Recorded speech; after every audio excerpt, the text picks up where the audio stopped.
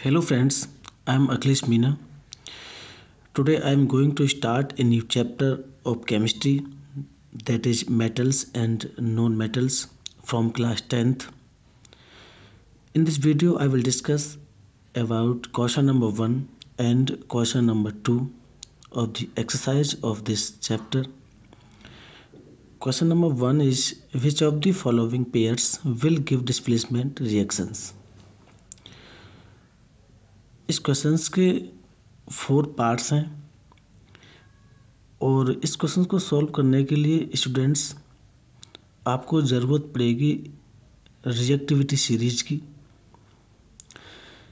जिनमें मेटल्स को उनकी रिएक्टिविटी के डिक्रीजिंग ऑर्डर में सेट किया है और वहाँ सबसे ऊपर जिस मेटल को रखा है वो मोस्ट रिएक्टिव है और जो सबसे नीचे है वो लीस्ट रिएक्टिव है। एक बार मैं यहाँ इस रिएक्टिविटी सीरीज को राइट डाउन करता हूँ, इसके बाद इस क्वेश्चन को डिस्कस करेंगे, क्योंकि बिना उस एक्टिविटी सीरीज के इस क्वेश्चन को सॉल्व करना इतना आसान नहीं है। आपको सबसे पहले वो रिएक्टिविटी सीरीज सीखनी होगी, उसके बाद ही ये क्वेश्चन आप कर पाएंगे। ओके फ्रेंड्स, मैंने रिएक्टिविटी सीरीज को यहाँ पे लिख दिया है। देखो, इस रिएक्टिविटी सीरीज को ये सारे मेटल्स हैं और इन मेटल्स को इनकी रिएक्टिविटी के बेस पे डिक्रीजिंग ऑर्डर में सेट किया है। मतलब जो सबसे ऊपर है वो मोस्ट रिएक्टिव होगा और जो उससे नीचे है, ठीक है ना, वो लेस रिएक्टिव होगा। ऐसे हम कह सकते हैं कि जो सबसे ऊपर जो टॉप पे है वो मोस्ट रिएक्टिव और जो नीचे सबसे बॉटम में है इसे हम लीस्ट रिएक्टिव बोलेंगे, ठीक है ना। अगर हम किन्हीं दो मेटल्स की कंपेयर करें, जैसे मैग्नीशियम और एल्युमिनियम की कंपेयर करें, तो मैग्नीशियम यहाँ मोर रिएक्टिव होगा और एल्युमिनियम लेस रिएक्टिव होगा। ऐसे यहाँ पे हम मरकरी एंड सिल्वर की कंपेयर करें तो मरकरी मोस्ट रिएक्टिव होगा, मतलब मोर रिएक्टिव होगा, एंड सिल्वर लेस रिएक्टिव होगा, ठीक है ना। तो जो मतलब ये क्या है, ये एक तरह से बोल सकते हैं कि रिलेटिव रिएक्टिविटीज ऑफ मेटल्स है, ठीक है ना। रिलेटिव रिएक्टिविटीज ऑफ मेटल, मतलब यहाँ पे टू मेटल्स की हम कंपेयर करें तो जो सबसे ऊपर होता है वो मोर रिएक्टिव होता है और जो नीचे होता है वो लेस रिएक्टिव होता है। मान लो मैं यहाँ सोडियम एंड मैग्नीशियम की कंपेयर करें हम, तो सोडियम एंड मैग्नीशियम दोनों में से कौन लेस रिएक्टिव है, कौन मोर रिएक्टिव है? तो सोडियम एंड मैग्नीशियम में ऊपर कौन है?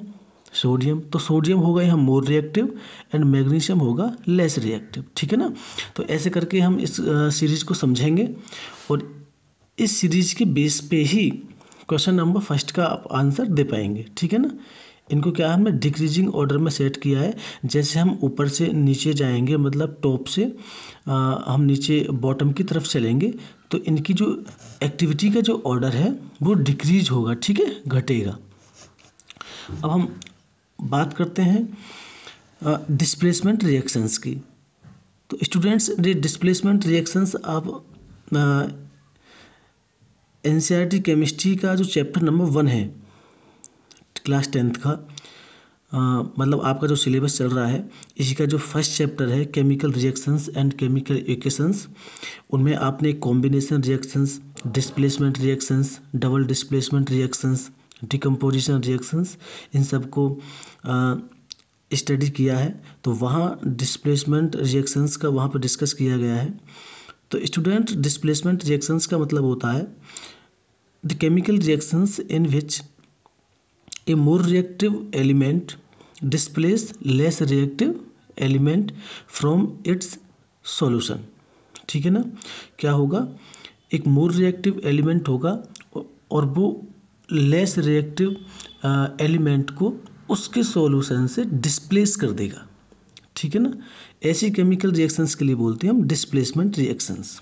जैसे यहाँ पे हम कंपेयर करें, जैसे यहाँ कैल्शियम है, इधर ये मैग्नीशियम है, तो कैल्शियम मैग्नीशियम के सॉल्यूशन से मैग्नीशियम को डिस्प्लेस कर सकता है, क्योंकि कैल्शियम यहाँ पे मोर रिएक्टिव है और मैग्नीशियम लेस रिएक्टिव है, ठीक है ना। लेकिन मैग्नीशियम कैल्शियम के सॉल्यूशन से कैल्शियम को डिस्प्लेस नहीं कर सकता, क्योंकि मैग्नीशियम लेस रिएक्टिव है एंड कैल्शियम मोर रिएक्टिव है। मतलब मोर रिएक्टिव एलिमेंट ही लेस रिएक्टिव एलिमेंट को उसके सॉल्यूशन से डिस्प्लेस कर सकता है, ठीक है। लेस रिएक्टिव मोर रिएक्टिव को डिस्प्लेस नहीं कर सकता, ठीक है ना। अब हम चलते हैं क्वेश्चन नंबर 1 पे, और आई होप ये सीरीज आपकी समझ सही से आई होगी। अब हम डिस्कस करेंगे question number 1, which of the following pairs will give displacement reactions, ठीक है। अब यहाँ देखिए NaCl solution and copper metal, ठीक है। NaCl हमारे पास जो कॉमन सॉल्ट होता है, सोडियम क्लोराइड का सॉल्यूशन है, और अगर उसमें हम कॉपर मेटल मिक्स करते हैं तो क्या ये केमिकल रिएक्शंस पॉसिबल है? मतलब कॉपर क्या सोडियम को डिस्प्लेस कर सकता है? तो देखो ये रिएक्टिविटी सीरीज आप कि सोडियम एंड कॉपर में कौन मोर रिएक्टिव है, कौन लेस रिएक्टिव है। तो सोडियम का प्लेस तो यहाँ पे है, ठीक है।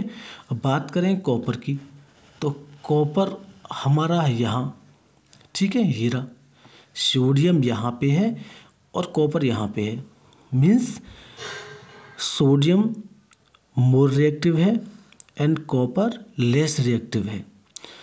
तो कॉपर सोडियम क्लोराइड के सॉल्यूशन से सोडियम को डिस्प्लेस नहीं कर सकता, ठीक है ना।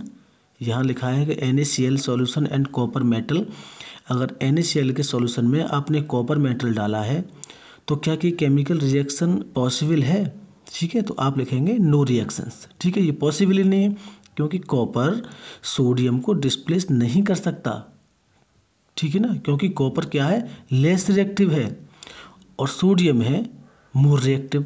तो लेस रिएक्टिव मोर रिएक्टिव को डिस्प्लेस नहीं कर सकता, ठीक है। तो इसका आंसर हमारा ये भी नहीं है, ठीक है।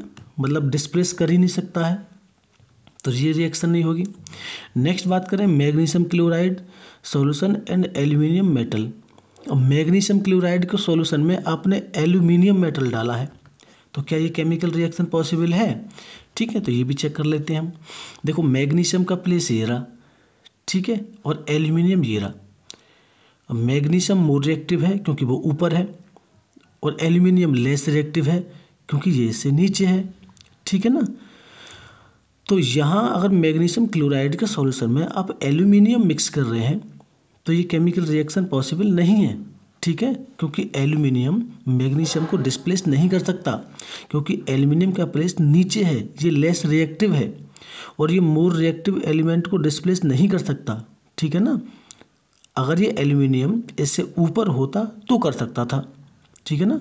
Always more reactive element displace less reactive element, ठीक है ना। तो ये चीज़ आपको ध्यान रखनी है।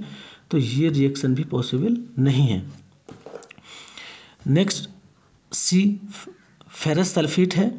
फेरस सल्फेट के सॉल्यूशन में आपने सिल्वर मेटल मिक्स किया है, ठीक है। तो यहाँ हम Fe एंड Ag सिल्वर दोनों को देखेंगे रिएक्टिविटी सीरीज में, कौन मोर रिएक्टिव है कौन लेस रिएक्टिव है। तो Fe हमारा ये रहा, ठीक है, और सिल्वर की बात करें तो सिल्वर हमारा ये रहा नीचे, ठीक है ना। यहाँ पे सिल्वर लेस रिएक्टिव है, ठीक है ना, और जो हमारा Fe है वो मोर रिएक्टिव है। अब ये लेस रिएक्टिव है सिल्वर, ये मोर रिएक्टिव है, तो यहाँ भी डिस्प्लेसमेंट रिएक्शन नहीं होगी, ठीक है, क्योंकि सिल्वर लेस रिएक्टिव है और वो more reactive element that is ferrous को डिस्प्लेस नहीं कर सकता। नेक्स्ट डी है सिल्वर नाइट्रेट सॉल्यूशन में आपने कॉपर मेटल मिक्स किया है, ठीक है ना। सिल्वर एंड कॉपर दोनों की रिलेटिव एक्टिविटी हम चेक करेंगे। तो सिल्वर हमारा ये हो गया इधर, ठीक है, एंड कॉपर कहाँ पे है, ये रहा, ठीक है। हमारे पास सॉल्यूशन किसका है, सिल्वर नाइट्रेट का, मिक्स क्या कर रहे हैं, कॉपर। तो कॉपर तो ये मोर रिएक्टिव है क्योंकि ये ऊपर है। सिल्वर ये लेस रिएक्टिव होगा क्योंकि कॉपर से नीचे है। ठीक है ना, क्या है, कॉपर से नीचे है ये। तो कॉपर से नीचे है सिल्वर, तो ये इजीली सिल्वर नाइट्रेट के सॉल्यूशन से सिल्वर को डिस्प्लेस कर देगा। ठीक है ना, सिल्वर नाइट्रेट के सॉल्यूशन में अगर कॉपर डालें तो यहाँ डिस्प्लेसमेंट रिएक्शन होगी और यही आपका आंसर होगा, राइट। ठीक है, क्योंकि कॉपर मोर रिएक्टिव है एंड सिल्वर लेस रिएक्टिव है। ऐसा हमने कहाँ पे देखा है, रिएक्टिविटी सीरीज में, क्योंकि कॉपर ऊपर है एंड सिल्वर नीचे है। ठीक है, तो आई होप ये क्वेश्चन सही से आपके समझ में आया होगा। ठीक है, और रिएक्टिविटी सीरीज को ये समझना काफ़ी ज़रूरी है। ठीक है, और इसे लर्न करने की ट्रिक मैंने एक वीडियो इसके ऊपर मैंने बना रखी है। ठीक है, उसको आप वॉच कर सकते हैं। वैसे भी यहाँ एक बार मैं हल्का सा डिस्कस कर देता हूँ। देखो यहाँ से ये पोटेशियम, ये sodium, calcium, magnesium, aluminium, zinc, ferrous, ठीक है, lead, hydrogen, copper, mercury, silver and gold. ठीक है ना, क्या है नीचे, गोल्ड। और लर्न करने की ट्रिक देखें तो कनिका ने कहा मुझे आलू जरा फीके पकाने हैं, कोई है आगे आओ। ठीक है, मैं रिपीट कर रहा हूँ, कनिका ने कहा मुझे आलू जरा फीके पकाने हैं, कोई है आगे आओ। ठीक है ना, तो अब नेक्स्ट मूव करते हैं। क्वेश्चन नंबर सेकंड है इस एक्सरसाइज का, और क्वेश्चन नंबर सेकंड है which of the following methods is suitable for preventing an iron frying pan from rusting.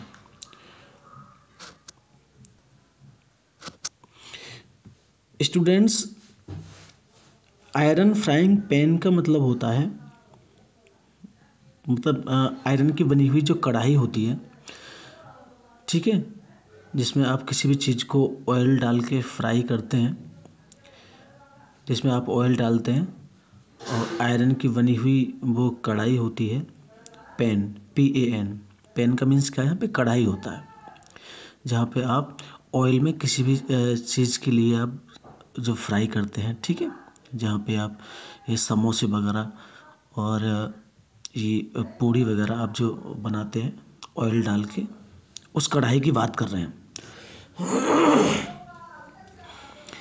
अभी क्वेश्चन में पूछ रहा है कि ये बताइए आयरन फ्राइंग पैन, ठीक है, वही आयरन की कढ़ाई की बात कर रहे हैं। आयरन फ्राइंग पैन को रस्टिंग से बचाने के लिए अब कौन सा मेथड सूटेबल है। ठीक है ना, उस आयरन फ्राइंग पैन को रस्टिंग से मतलब जंग से बचाने के लिए कौन सा मेथड सूटेबल रहेगा। तो फर्स्ट है अप्लाइंग ग्रीस।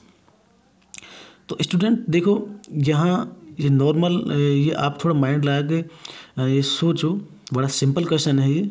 ठीक है, क्या आप कढ़ाई में ग्रीस लगा सकते हैं, क्योंकि चलो मान आपने ग्रीस लगा भी दिया, तो ग्रीस लगा के जब आप कढ़ाई को हीट करोगे तो वो जब हीट होगा तो ग्रीस मेल्ट हो जाएगा वहाँ से। ठीक है, तो जब मेल्ट होगा तो वहाँ से वो उसकी जो लेयर पे आपने ग्रीस लगाया था वो रिमूव हो जाएगा वहाँ से, वो किसी काम का नहीं, वेस्ट हो जाएगा वो। ठीक है, तो ग्रीस भी आप यूज़ नहीं कर सकते। ठीक है, ये तो देखो जनरल सी थिंग है, आप जानते हैं ये चीज़, ये डेली यूजेज की चीज़ है। आप अपने घर पे भी देखते हैं, क्या आप आयरन की जो कढ़ाई होती है जहाँ पे आप किसी चीज़ को ऑयल में फ्राई करते हैं, क्या आप उसको रस्टिंग से बचाने के लिए क्या आप उसमें ग्रीस लगाते हैं क्या? बिल्कुल नहीं लगाते, क्योंकि ग्रीस आपने लगा भी दिया तो जब आप कढ़ाई को हीट करोगे तो वो क्या है, वहाँ से रिमूव हो जाएगा ग्रीस। ठीक है, और वो वेस्ट हो जाएगा, किसी काम का नहीं रहेगा। इसका मतलब हम ग्रीस अप्लाई नहीं कर सकते हैं। सेकंड बात करें पेंट की, आप पेंट लगाओगे ठीक है, लेकिन जब उसे कढ़ाई को आप हीट करोगे तो कढ़ाई जब हीट होगी तो वहाँ से पेंट भी मेल्ट हो जाएगा, पेंट भी रिमूव हो जाएगा। तो ग्रीस एंड पेंट दोनों ही हम अप्लाई नहीं कर सकते हैं कढ़ाई पे, ठीक है। हालांकि ये जानते हैं हम, ग्रीस एंड पेंट ये दोनों ही जो ये मटेरियल हैं ये ऐसे हैं, ये दोनों ही ऐसे मेथड्स हैं कि रस्टिंग से प्रिवेंट करने के लिए हम इन्हें जनरली यूज करते हैं, ठीक है। लेकिन यहाँ जो कंडीशन है ये आयरन फ्राइंग पैन की है। अगर ये आयरन का कोई भी और भी सब्सटेंस होता तो आप वहाँ ग्रीस एंड पेंट लगा के आप रस्टिंग से उसे प्रिवेंट कर सकते हैं, और हम करते हैं। लेकिन यहाँ आयरन फ्राइंग पैन की बात चल रही है, मतलब उस कढ़ाई की बात चल रही है जिसमें आप ऑयल डाल के किसी चीज़ को फ्राई करते हो, ठीक है। उसे आप हीट करोगे, जब हीट करोगे तो वहाँ ग्रीस एंड पेंट दोनों ही किसी काम के नहीं है, ठीक है ना। ये आपको ध्यान रखना है। We can also apply grease and paint to prevent iron from rusting. However, in case of iron frying pan, grease and paint cannot be applied because when the pan will be heated and washed again and again, the coating of grease and paint would get destroyed. ठीक है ना। Iron frying pan को छोड़कर अगर iron का कोई भी substances है तो वहाँ ग्रीस एंड पेंट दोनों ही प्रिवेंट करने के लिए हम यूज करेंगे, ठीक है। यानी रस्टिंग से उसे प्रिवेंट करने के लिए हम यूज कर सकते हैं। लेकिन आयरन फ्राइंग पैन वाले केस में हम ऐसा नहीं कर सकते, क्योंकि उसे हम बार बार वॉश करेंगे, ठीक है, बार बार धोएंगे, उसे हीट करेंगे तो वहाँ पेंट एंड ग्रीस दोनों रिमूव हो जाएंगे, ठीक है ना। तो ये जनरली आपको ये ध्यान रखना है, ठीक है। और applying A coating of zinc, ये सी वाला ऑप्शन आपका एकदम करेक्ट है। आप आयरन फ्राइंग पैन पे आप जिंक की कोटिंग चढ़ा सकते हैं, ठीक है, जिंक की कोटिंग कर सकते हैं, मतलब जिंक मेटल की एक लेयर उस पर चढ़ा सकते हैं, जिससे आप उसे हीट करोगे एंड बार बार उसे वॉश करोगे, ठीक है, तो उससे उस पर कोई भी इफ़ेक्ट पड़ने वाला नहीं है, ठीक है। तो ये question number 2 and question number 1 दोनों हमने इस वीडियो में डिस्कस किए हैं। आई होप ये क्वेश्चंस आपको सही से समझ आए होंगे। नेक्स्ट वीडियो में हम बात करेंगे क्वेश्चन नंबर 3 एंड 4 की, ठीक है। Thanks for watching.